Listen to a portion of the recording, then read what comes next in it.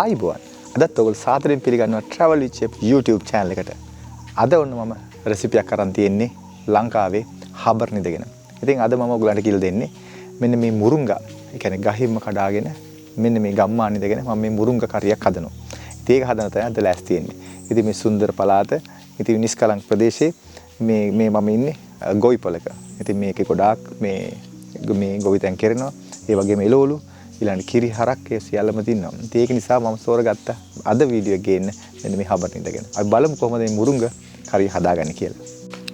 ඉතින් මේ තියෙන මුරුංගා. ඉතින් මුරුංගා වර්ග කීපයක් තියෙනවා. වර්ග කියන්නේ පාට වෙනස් වෙලා තියෙනවා. ඒ හේතුව සාමාන්‍ය කොළ පාට මුරුංගා තමයි හරියට තෝරගන්න ඕනේ. ඊළඟට මෝරච්චක් තියෙනවා. දැන් මේ වගේ ඒවා ගොඩක් මෝරලා බලන ඔබට පේන මේ පාට වෙනස් වෙලා තියෙන්නේ. ඒක වෙන්නේ මේ මුරුංගා ඒ ගස් මේ වර්ෂාවට අහුනන් පස්සේ මේ වගේ දුබුරු පාටක් හැරගන්න. නමුත් ඒක කන්න පුළුවන්. හැබැයි මෝරච්ච ඒවා කන්න බෑ. ඉතින් ඒක නිසා මේක මෝරලා තියෙන්නේ. ඉතින් මේ උයන් ටිකක් අමාරුයි. මොකද මේ ඔයගොල්ලන්ට පිටරට ඉන්න අය දන්නවා මේක ෆ්‍රෝසන් එක එනවා. ඒ වගේම මේ හොඳ එකක් එනවා. ඉතින් මේ ෆ්‍රෙෂ් එක. නමුත් අද මම උයන්දී මෙන්න මේ වගේ තෝරගෙන තියෙනවා. මේ යාන්තම් පාට තියෙන. හැබැයි මේක හොඳ ලපටි එකක්. ඉතින් මම මේක මුලින්ම කරන්නේ මේ විදිහට මම අයින් කළා දෙකට කඩාගෙන මෙන්න මේ විදිහට මෙන්න මේ කෙඳි ටික වටේ සුද්ධ කරගන්න ඕනේ මේ විදිහට. ඉතින් මේක අපිට පාවිච්චි කරන්න ඕන පිහියක්. ඒ කරලා මෙන්න මේ පොතු ටික අපිට මේ විදිහට අයින් කරගන්න වෙනවා. ඒ විදිහට අයින් කරගෙන මේක අපිට මේ අඟල් එකමාරි සයිස් එකේ කපා ගන්න ඕනේ. දැන් මම කරන්නේ ඒ ටික. ඒක මම කරන අතරේ ඔයගොල්ලෝ පෙන්නන්න මම පාවිච්චි කරන දේවල් අද දවසේ. ඉතින් මේකෙදි මට අවශ්‍ය වෙනවා මෙතන මේ ලුණු තියෙනවා. ඊළඟ ගොරක ස්වල්පයක් මම එකතු කරන පොඩ්ඩක් ඇඹුල ගේන්න. ඇඹුල් ගතිය. ඊළඟට තියෙනවා මේ කහ කුඩු තියෙනවා. අමු පහේ තියෙනවා. මිරිස් කුඩු තියෙනවා. අවු මිරිස් තියෙනවා. මේ සියල්ලම මේ අවට වත්තෙන් කඩාගත්තා. ඊළඟට රම්පේ තියෙනවා. කරපිංච මේ ඔක්කොම මේ වත්තේ වෙන ඒවා. ඊළඟට ලුණු ඊළඟට සුදු ලුණු තියෙනවා. ඊළඟට මෙතන තියෙනවා මේ කුරුදු පොතු. ඊළඟට උළු හාල් ඒ සියල්ල මෙතන තියෙනවා. ඉතින් අපි බලමු අපි දැන් මේක කොහොමද හදාගන්නේ කියලා. ඉතින් මම මේ කපාගත්ත මුරුංග ටික මේ විදිහට මේ හරියට දාගන්නවා. ඊට පස්සුව මම එකතු කරනවා හීනෙට කපාගත්ත රතු පාට ලුණු එක. ඉතින් මෙහි බහුලයි මෙන්න මේ පොඩි ලුණු එක. ඊළඟට අවමිරිස් එකතු කරන. ඉතින් ඔයගොල්ලෝ බලලා එකතු කරන්න ගොඩක් දැවිල්ලට මේකතු කරන්න අවශ්‍ය නැහැ. ඊළඟට සුදු ලුණු ටිකක්. ඊළඟ ගොරක කෑල්ලක් මේ විදිහට ලොකුවට දාන්න ඕනෙත් නැහැ. ඔයගොල්ලෝ ගොරක නැත්තව ගන්න පුළුවන් මේ තක්කාලි දාන්න. ඊළඟට මේකට ලුණු ස්වල්පයක් එකතු කරනවා. ඊළඟට අමු පහේ මේක ගෙදර හදාගත්ත කියලා තමයි කිව්වේ. තියෙන ටිකුත් මේක එකතු කරනවා. ඊළඟට කහ කුඩු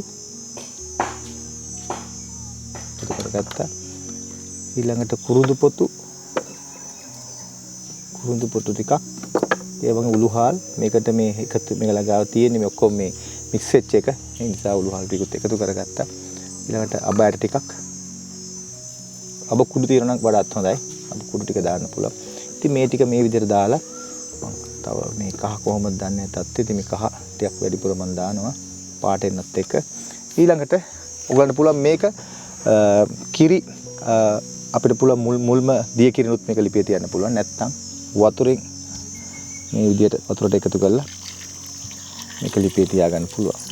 නමුත් මුරුංග වල තාමත්ම වටින්නේ මේක අපිට පුළුවන් කන්න මේ ගොඩක් මේ හොදි වගේ හදාගත්තාම ඉතින් ඒක හරි ලේසි මේ හොදි හදාගත්තාම ගොඩක් දේවල්ට මුරුංග වල වඩාත් රස තියෙන හොදි වල. ඉතින් අපි දැන් මේ විදිහට හදාගත්තා. ඊළඟට අන්තිමට රම්පේ මේ විදිහට එකතු කරගෙන කරපිංච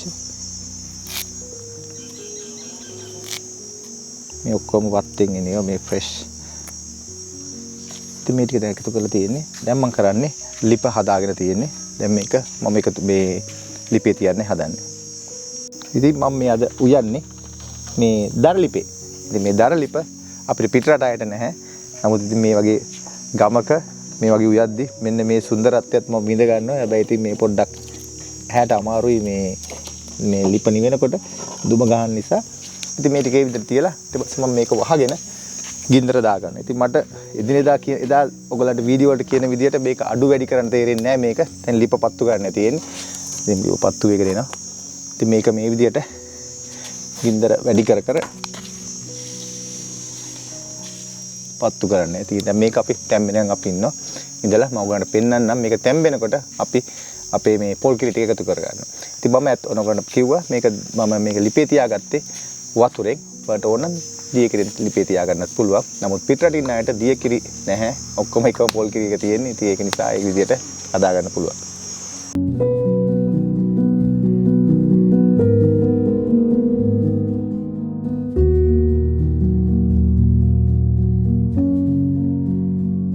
අපි බලමු දැන් කොහොමද තත්ත්වය කියලා. ඉතින් මේ ටික දැන් මේ තැම්බීගෙන එනවා. මේ ගින්දර තමයි මේකේ අපිට අවශ්‍ය වෙන්නේ. මොකද ගින්දර වැඩි කරගන්න ඕනේ. ගින්දර වැඩි කරන්න ඉතින් ලිප හැම වෙලාවම මේ වටේ ඉන්න ඕනේ. ඉතින් ගින්දර බල ඉතින් මේ කාලෙකින් පස්සේ තමයි මම මේ වගේ මේ දර ලිපක උයන්නේ. මේ ඒ නිසා වටේ කරකැකි බල ගින්දර ටික හරියට වැටෙන්න ඕනේ. ඉක්මනින්ම මේක පිස ගන්න ඕන. ඉතින් මං හිතන්නේ මේක දැන් තැම්බිලා තියෙන්නේ. ඔව් මේක තැම්බිලා දැන් තියෙන්නේ. දැන් මගේ තියෙන මේ පොල් කිරි ටික මේකට දාගන්න හදන්නේ. මේ විදිහට පොල් කිරි හොඳට දාන්න ඕනේ. එතකොට තමයි රස තියෙන්නේ. හොඳට පාට එන්නත් එක්ක මේකේ තියෙන පොල් ගෙඩි පොල් ගෙඩියක බෑග් විතර වගේ කිරි මේ තියෙන්නේ. ඒ විදිහට දාගන්න. මොකද ඒක රස තමයි තියෙන්නේ. දැන් ඔකට පේන්නේ නැති. හොඳ පාටකුත් තියෙනවා. ඊළඟට හොඳ සුවඳකුත් තියෙනවා. ඉතින් මේක දැන් මේ විදිහට ඔයාලට වහලා පුළුවන් මේක තැම්බෙන්න තියන්න. නැත්නම් පරිස්සමෙන් වහලා තිබ්බම පස්සේ උතුරන්න පුළුවන්. ඒ නිසා මේක සැරින් සැරේ ඇදි ගන්න වෙනවා ඔයගලන්ට. ඇදි ගාලා තමයි මේක තම්බන්නේ. මේක හරි ලේසි. අපි මේක මම තම්බලම දැන් ඔයගලන්ට පෙන්නන්න කොහොමද කියලා. යා බලමු මේ හරි සුවඳයි. දැන් මම මේක බලන්න රස කොහොමද කියලා. මාරු රස හොඳටම තියෙනවා. මොකද ෆ්‍රෙෂ් කියන්නේ මේ නැවුම් මේ කිරිවල සහ මුරුංගවල තියෙන රසය හොඳටම එනවා. ඉතින් 3-5 ගානට බැලන්ස් එකක් තියෙනවා. රස හොඳටම තියෙනවා. දැන් මම මේක ලිපෙන් බා ගන්න. ඔන්න ඔයගොල්ලෝ බලාගත්ත අද කොහොමද මේ මුරුංග කරි හදන්නේ කියලා. ඉතින් මේ සෝබා ධර්මයත් එක මම මේ උයද්දි මට නම් පුදුමාකාර හිතට සතුටක් ඇති වුණේ.